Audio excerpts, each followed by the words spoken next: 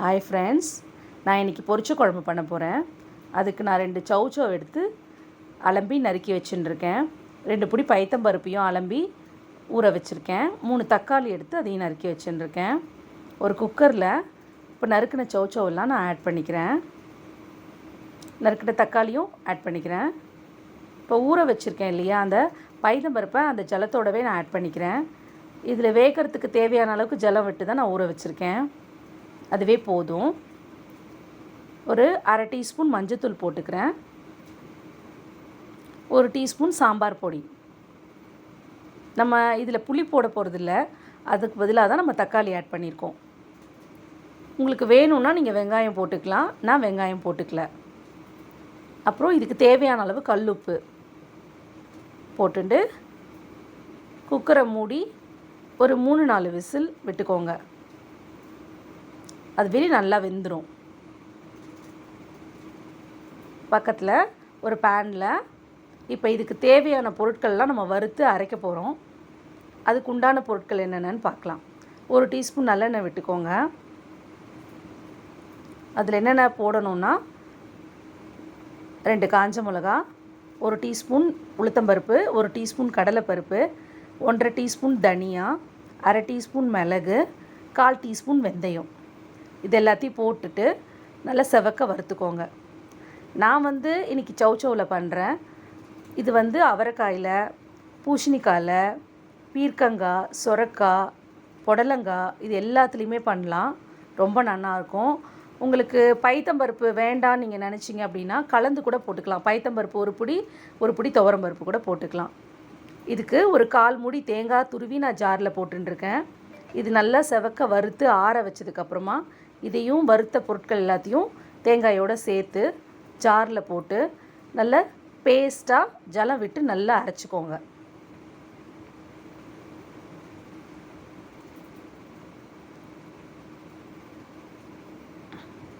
இது நீங்கள் நல்லா மழன்னு அரைச்சிங்கன்னா தான் அந்த குழம்பு நன்னா திக்காக நன்னா வரும். இப்போ குக்கர் ஓப்பன் பண்ணி பார்க்கலாம். ரொம்ப நன்னா வெந்திருக்கு. இதுலேயே நம்ம உப்பு காரம் ஓரளவுக்கு போட்டிருக்கோம். இப்போ நம்ம அரைச்சதையும் அதில் சேர்க்க போகிறோம். இப்போ இது நல்லா கலந்து விட்டுக்கோங்க. அடுப்பு சிம்மில் வச்சுக்கோங்க குக்கரை.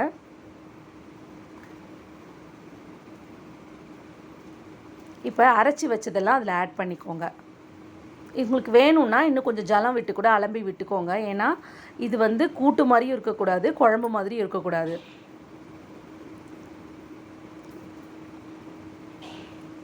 ரொம்ப திக்காகவும் இல்லாமல் ரொம்ப நீர்த்து போகவும் இல்லாமல் திட்டமான பதத்தில் இருக்கணும்.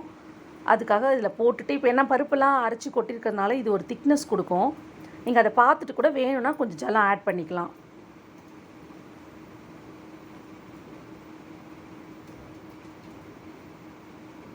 நல்லா கலந்து அடி பிடிக்காமல் சிம்லேயே வச்சு கலந்துக்கோங்க. பக்கத்துலேயே இப்போ நம்ம வறுத்த பேன்லேயே 1 ஸ்பூன் நல்லெண்ணெய் விட்டுக்கிறேன். கடுகு, உளுத்தம்பருப்பு, 1/2 டீஸ்பூன் ஜீரகம், 1 காஞ்ச மிளகா. இப்போ நான் பெருங்காயம் அதில் ஆட் பண்ணல. இப்போ இதில் பெருங்காயம் போட்டுக்கோங்க. தாளிப்புலேயே பெருங்காயம் போட்டுக்கோங்க.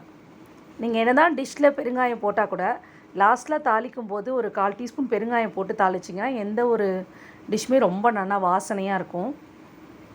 ஒரு கத்து கறிவேப்பிலையும் அதில் ஆட் பண்ணிக்கோங்க. இப்போ இங்கே கூட்டு நல்ல ஒரு கொதி வந்துடுது. கரெக்டான பதத்துக்கு திட்டமாக ஆயிருக்கு. நீங்கள் ஸ்டவ் ஆஃப் பண்ணிக்கலாம்.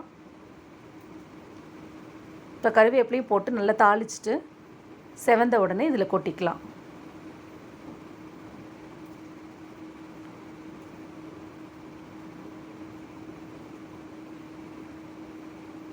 இப்போ தாளிப்பை நம்ம இதில் சேர்த்துடுறோம்.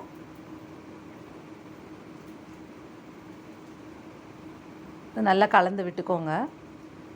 சுடசாதத்துக்கு நெய் போட்டு சாப்பிட்டா ரொம்ப நல்லாயிருக்கும். அப்பளம், வத்தல் இதோடையும் ரொம்ப நல்லாயிருக்கும். இது ட்ரெடிஷ்னலான ரெசிபி தான். அதிலலாம் அது வெங்காயம் ஆட் பண்ண மாட்டாங்க. அதனால தான் நான் வெங்காயம் போட மாட்டேன். சூடான சாதத்தில் ஒரு கரண்டி பொரிச்ச குழம்பு போட்டுட்டு நெய் விட்டுண்டு அப்பளமோ வத்தலோ தொட்டுண்டு சாப்பிட்டா ரொம்ப பிரமாதமாக இருக்கும். ட்ரை பண்ணி பாருங்கள், உங்களுக்கெல்லாம் இது பிடிக்கும்னு நினைக்கிறேன். சிம்பிள் தான், ஏற்கனவே உங்களுக்கு தெரியும்னா ஓகே. தெரியாத பிகினர்ஸ் யாராச்சும் பார்த்தாங்கன்னா அவளுக்கு ரொம்ப உதவியாக இருக்கும்.